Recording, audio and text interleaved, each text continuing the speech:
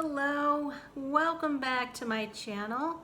Thank you so much for joining me. I feel like I have not talked to you guys in so long because now I'm not doing a video every day like I was in the month of August. This is our Simple Abundance here. We're following through Sarah Breathnach's book, Simple Abundance. And this is me, Carolyn. I come to you when there's things to share about certain entries, and I'm going to talk today about her September 7th entry called "The House Was Quiet and the World Was Calm."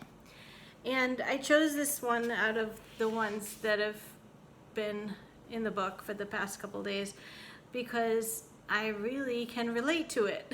And because you guys know I'm preparing to move, there were a few things about it that really seemed to coincide with that as well.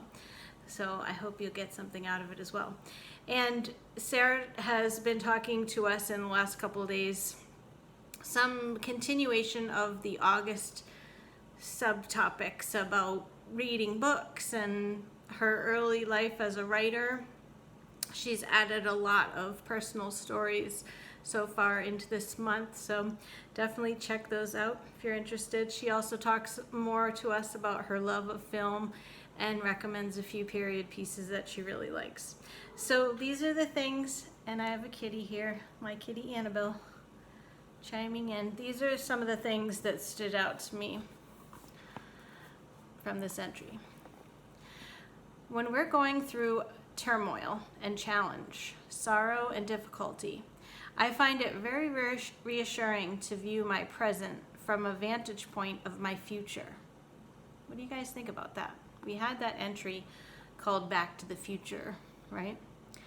Then, with our backwards glance at our past lives in this one, we discover what wonderful tries our soul and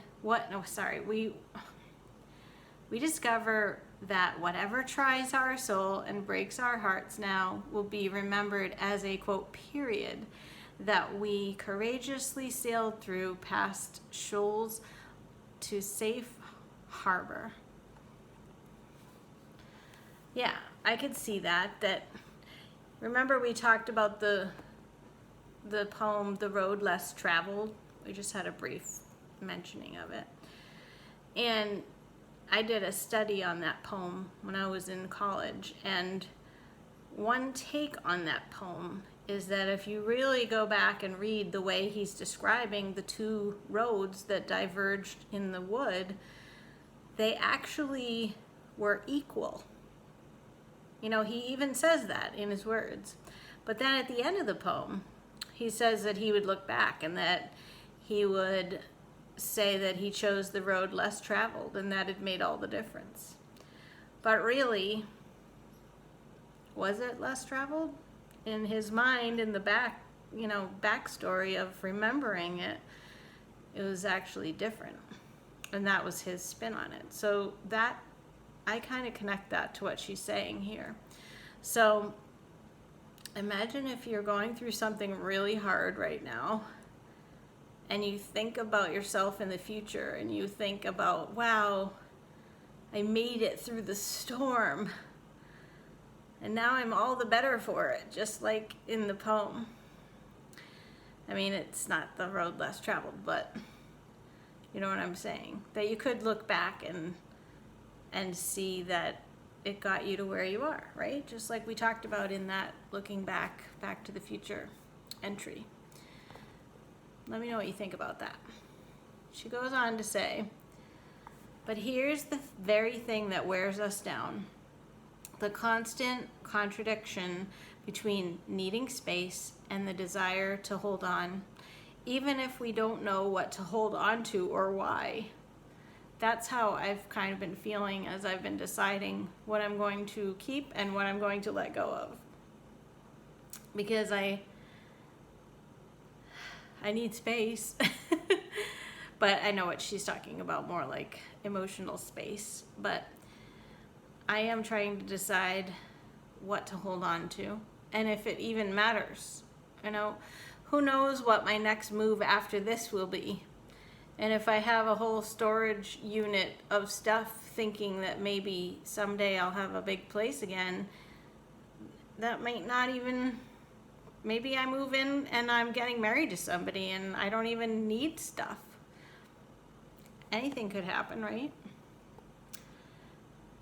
If you're feeling overwhelmed in the sifting and sorting process of your life or home, then know you're not alone. That's Sarah's words.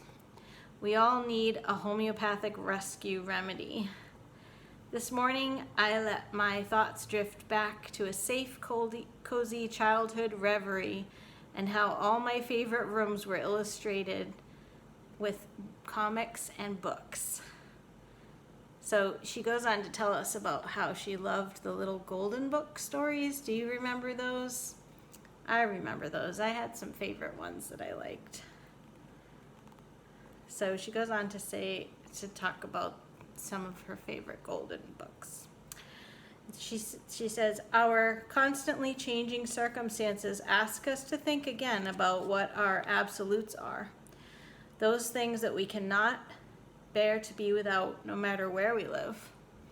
For me, it's a big, comfortable bed where I can stretch out with my books, pads, pen, cats, a great reading light, good English tea, and a cozy chair and ottoman, a scented linen closet, a fireplace, bookshelves, the ticking of a grandfather clock, and my beautiful collection of still life paintings. Still, while I've not yet been reunited with all of my absolutes, I know it won't be long because I can see the vision so clearly. So I really liked that because it made me think.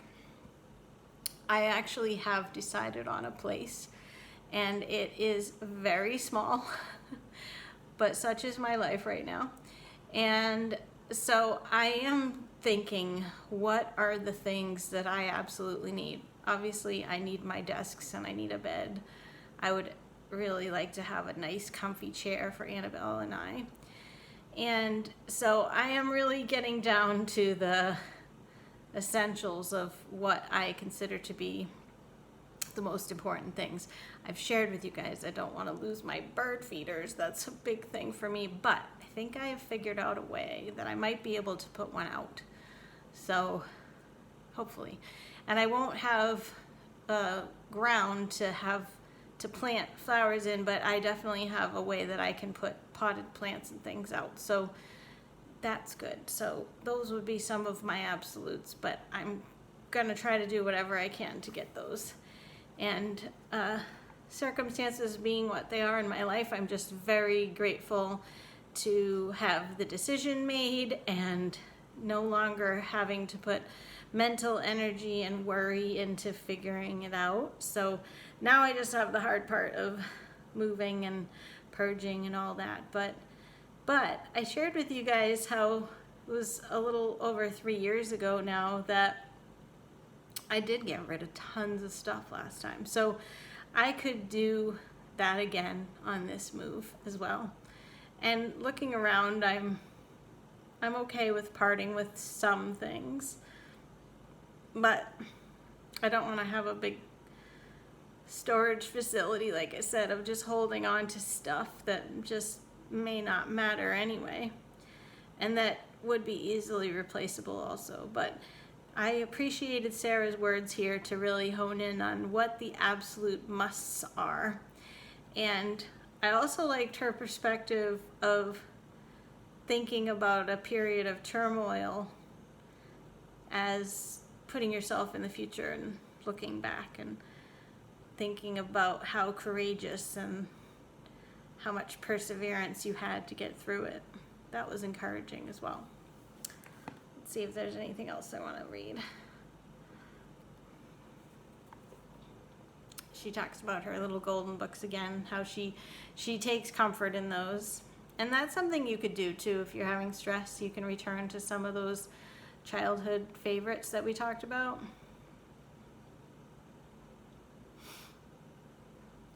Today, dearest friend, I wish you the quiet house and a calm world, beginning in your heart, and wonderful words to read and hold close to enwrap you in a hug and a hush. And more amazing grace than you can imagine or ask for, in full measure, pressed down and overflowing. Isn't that beautiful? I wish that all for you guys too. Thank you for being there for me while I'm going through this tumultuous experience of my life right now. But the book has been really a great guidepost for me and the channel as well, and love hearing from you guys. So I hope you'll leave me a comment. Let me know if any of this resonated with you.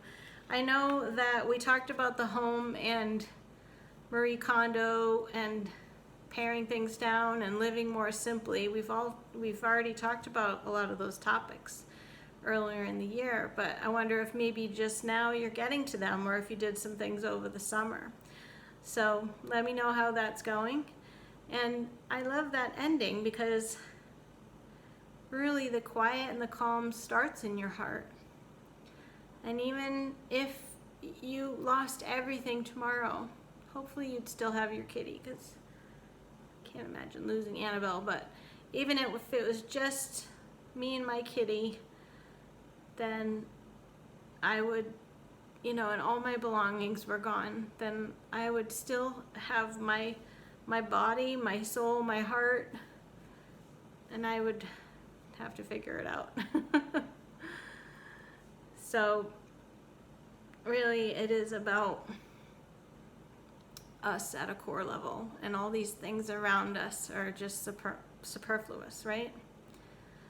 And life is more about people and experiences and unity with humanity and just wholeness, oneness of self. And you can do that whether you have a lot or a little. But I appreciate Sarah reminding us that there are certain things that we like to have around us, and we can aspire to that whether we're in a little tiny place or in a grand mansion. Appreciate you guys being here. I will see you on the next video. Love to you all. Bye-bye.